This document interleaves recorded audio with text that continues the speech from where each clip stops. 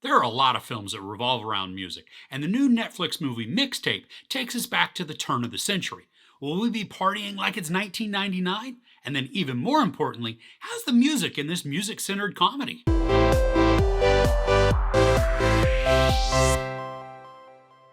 On the eve of Y2K, orphaned, awkward 12-year-old Beverly Moody discovers a broken mixtape crafted by her teen parents. Beverly sees this mixtape as a chance to finally learn more about her deceased parents, so she sets out on a journey to find all the songs on that tape. So, right out of the gate, this is a cute but predictable feel good movie. We follow Beverly on her search to learn more about her dead parents by trying to track down all the songs on this broken mixtape that they had made. And on her search, she makes new friends, and then they go on the adventure of finding all of the songs and then trying to figure out the meaning behind all of them. Alright, since this is about music, if the soundtrack is trash, then there's zero hope for the movie. And really, it's just pointless to carry on. Now, luckily, the music is fantastic. There's a bunch of punk, as well as some rock and even pop songs that are going to resonate, at least with those of us in Gen X. This is 93 minutes of light fun, with some heartfelt moments that are more feel-good than anything. And I really like how the story takes Beverly, who is pretty much a loner, and then teams her up slowly with other loners to create this tight bond. Now, sure, it's not without its mild conflict, but on the whole, the kids make a great team and they work well off each other. I also like the dynamics within each of her friends' families. Now, there's Ellen, who's figured out how to manipulate her little brother into doing pretty much anything she wants, which leads to some really funny moments, especially because the dialogue is so subtle. And then there's Nicky, who also has a funny relationship with her brother, but this time he's older. And I love how the family dynamic seems one way, but then their dad turns it on its ear. Julie Bowen plays Beverly's grandmother, and she's her own kind of quirky. I mean, because this is set towards the end of 1999, Y2K is looming, and the movie relives some of that over-prepping and anxiety that was prevalent then.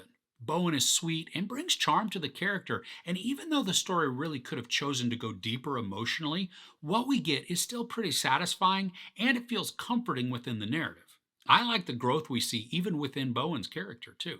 She goes from being anxious and secretive to sharing and then less worried.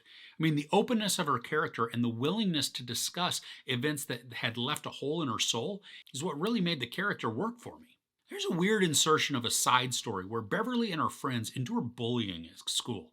And I'm not really sure what the point of it was because when there was a moment that the bully draws the line at what he makes fun of, there's no real explanation for it. And I mean, at least none that I caught. And it's not like the actual bullying was what he had had a heart change about. Now, there is one saving grace that in one tiny line of dialogue, the story calls out how bad bullying actually is. But aside from that, the inclusion of this was just a distraction.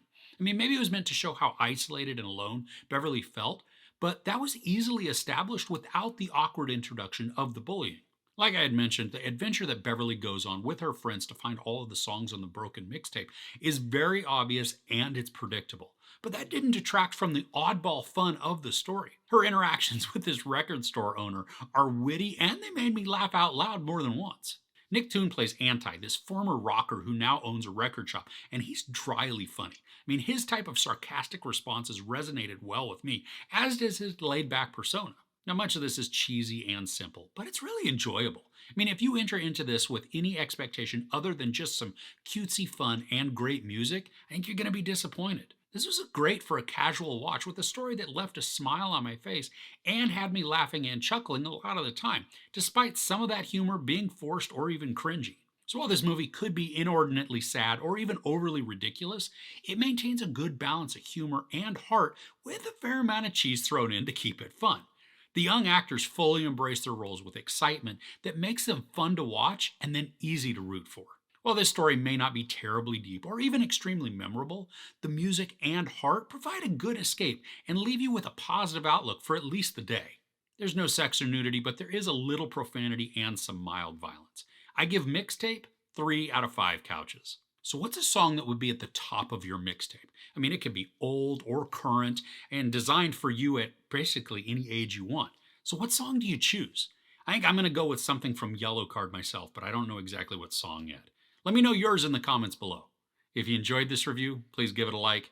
Also, don't forget to share and subscribe. I'm Chris. This is Movies and Munchies. Thanks for couching with me.